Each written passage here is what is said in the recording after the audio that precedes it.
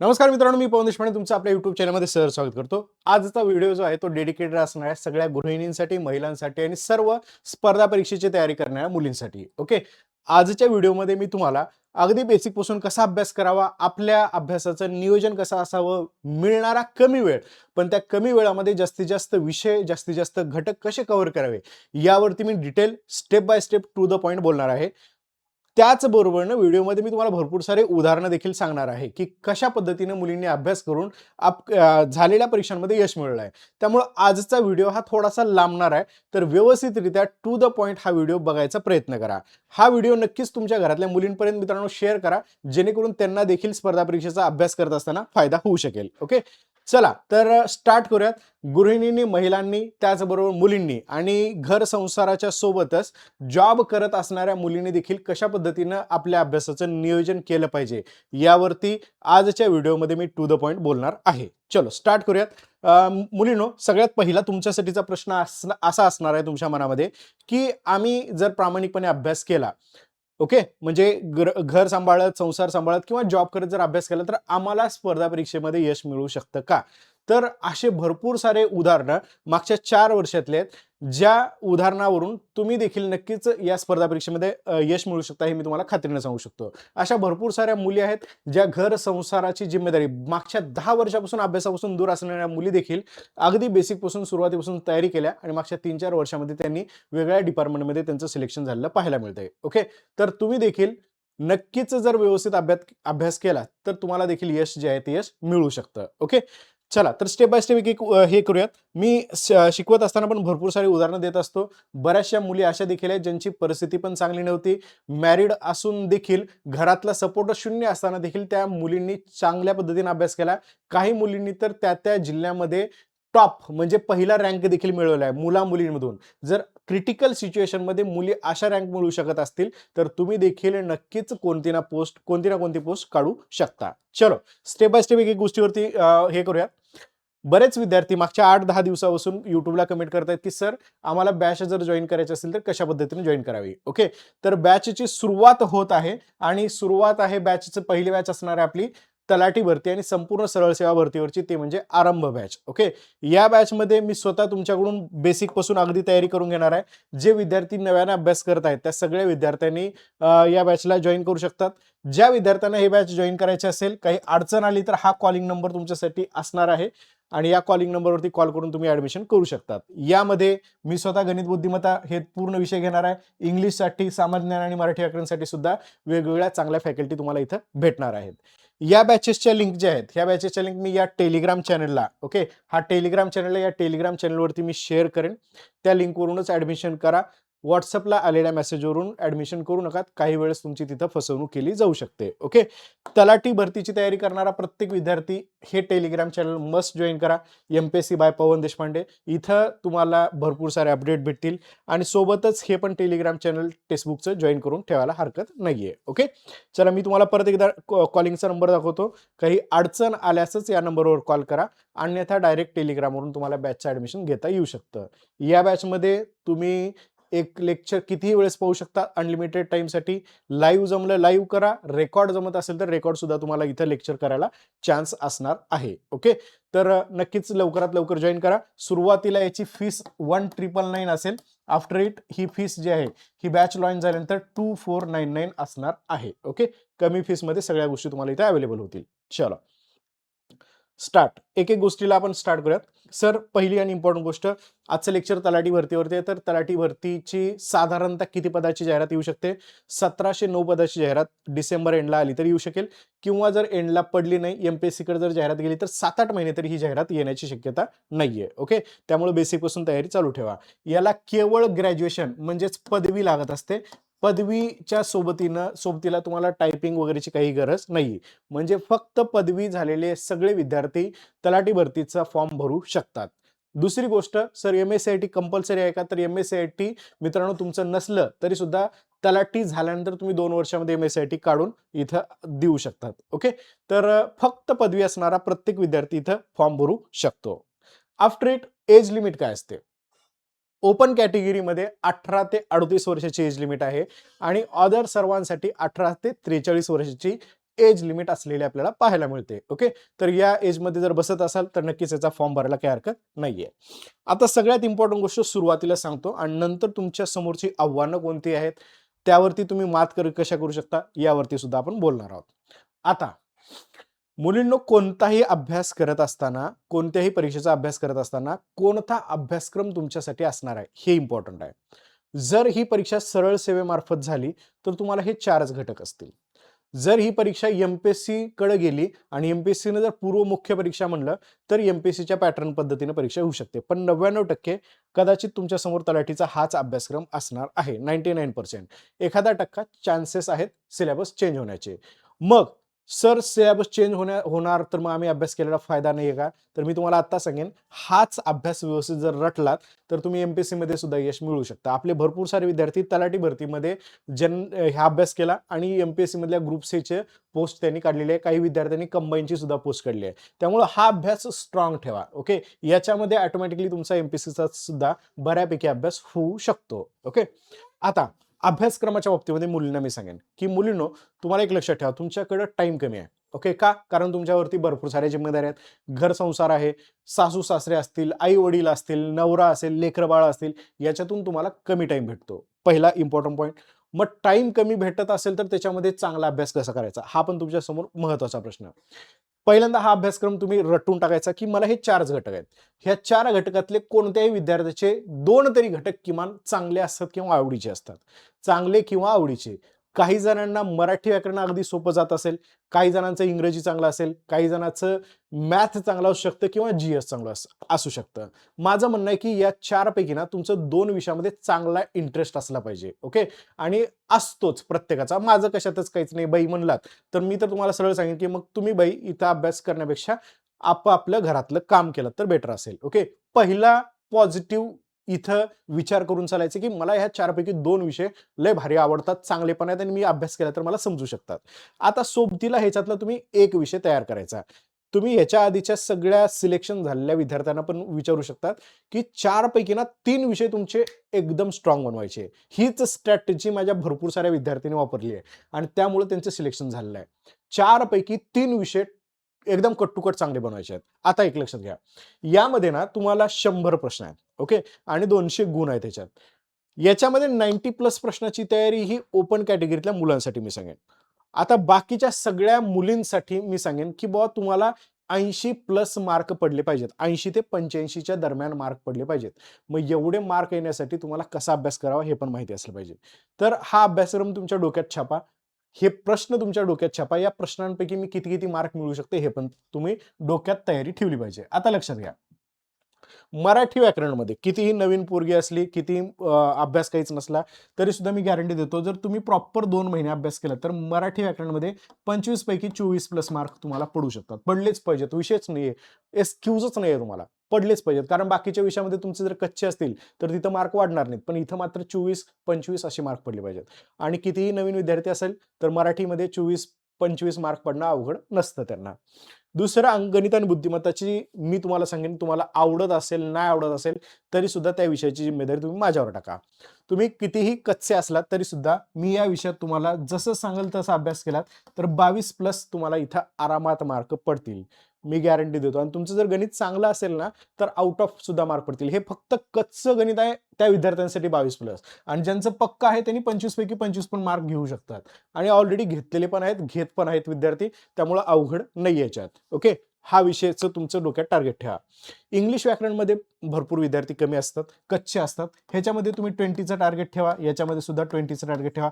बघूयात आपण तुमचे स्टेप बाय स्टेप जेव्हा मी एक्झाम घेईन तेव्हा तुमचे मार्क्स किती येतात. ओके, पहिलं हे टार्गेट ठेवून तुम्हाला काम करायचं आहे. ओके, चला आता मग जाऊयात आपल्या मेन कंडिशनकडे की बाबा आमच्या समोर नेमकं आव्हानं काय. सगळ्या गृहिणींसमोर, सगळ्या मुलींसमोर, सगळ्या महिलांसमोर एक आव्हान, कोणते आव्हान असतात ते सांगतो. पहिली गोष्ट तर लग्न लवकर झालेले असतात.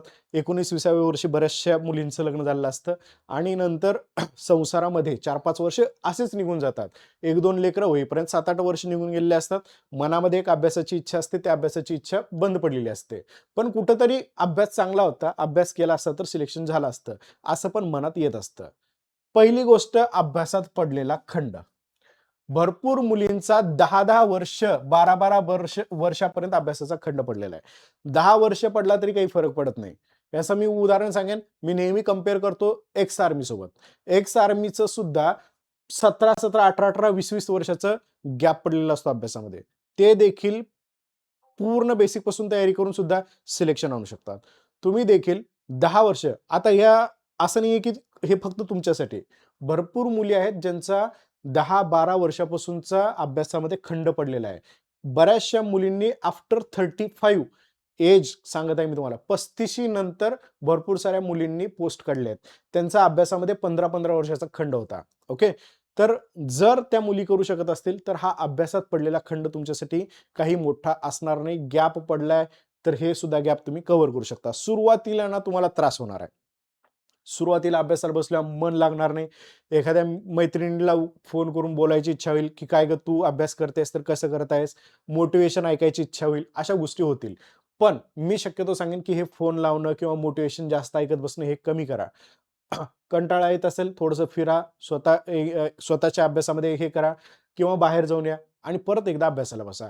असं करून तुम्ही अभ्यासातला खंड जो आहे तो खंड भरून काढू शकता. हा मोठा हेच नाहीये, तुमच्या समोरचा ऑब्स्टॅकल हा नाहीये. ओके. याला जर तुम्ही ऑब्स्टॅकल समजत असाल तर हा ऑब्स्टॅकल नाहीये. तुम्ही कोणत्याही सेकंदाला, कोणत्याही मिनिटापासून स्टार्ट करून यश जे आहे ते यश मिळवू शकता. ओके.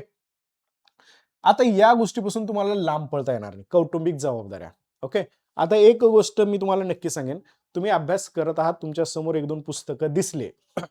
कितीही चांगले नवरोबा असले, कितीही चांगले सासू-सासरे असले, तर तुम्हाला थोडंफार तरी ते टोमणे मारणार. कितीही चांगले असले तर. वाईट असले तर विषयच नाहीये. मग तुमच्या समोर टोमण्यावर टोमणे तुम्हाला पडतच असतात. ओके. मग खूप अभ्यास करायला लागली आमची सूनबाई, आमची असं येणाऱ्या-जाणाऱ्याला त्याच गोष्टी चर्चा केल्या जातात. तुमच्या समोर बोलल्या जातात. मग तुमचं मनाचं खच्चीकरण यामुळे होणार. ह्याच्यात काहीही म्हणजे मी म्हणणार नाही की काही हे नाहीये, की 100% ह्या गोष्टी होतच असतात. ओके. तर कौटुंबिक जबाबदाऱ्या सांभाळत तुम्हाला टोमण्यांचा पण सामना करावा लागेल. कौटुंबिक जबाबदाऱ्यामध्ये सकाळी उठल्यापासून मुलांचे, नवऱ्याचे डब्बे करण्यापासून, सगळ्यांना चहा-पाणी करण्यापासून तुम्हाला ह्या कामं करत अभ्यास करावे लागणार आहेत. ओके. यासाठी तुम्हाला वेळ जी आहे ती चोरता आली पाहिजे. म्हणजे सकाळी 5-6 वाजल्यापासून तुम्ही उठून अभ्यासाला सुरुवात केली, तर 7-8 वाजेपर्यंत तरी कमीत कमी 2-3 तास अभ्यास करता आला पाहिजे. त्यानंतर 7 ते 10 तुम्ही काही केलं तर तुम्हाला वेळ भेटणार नाही. नंतर परत 10 वाजल्यापासून 12 वाजेपर्यंत, परत 1च्या नंतर तुमचा दुपारचा स्वयंपाक, ह्या सगळ्या कामामधून दुपारचा वेळ, रात्रीचा वेळ असा तुम्हाला सेव्ह करून अभ्यास करावा लागणार आहे. तुम्हाला मी आता सांगेन, तुम्हाला वेळ चोरता आलं आणि वेळ काढता आला तरच तुम्ही अभ्यास करू शकता. अन्यथा तुम्ही कमी वेळेमध्ये अभ्यास करू शकणार नाहीये. तुम्हाला किमान मी आता सांगून ठेवत आहे 6 तास ते 8 तास अभ्यासाला द्यावेच लागतील. ओके. कौटुंबिक जबाबदाऱ्या पार पाडाव्याच लागणार. त्यापासून तुम्हाला लांब जाता येणार नाही. हे तुमच्या समोरच्या अडचणी आहेत. आहेत आणि ह्याला एक्सक्यूज पण नाहीये. ओके. आणखीन पुढचे तुमच्या मनामधले प्रश्न, की सर मुलींसाठी किंवा महिलांसाठी तलाठी नोकरी चांगली आहे का? ओके.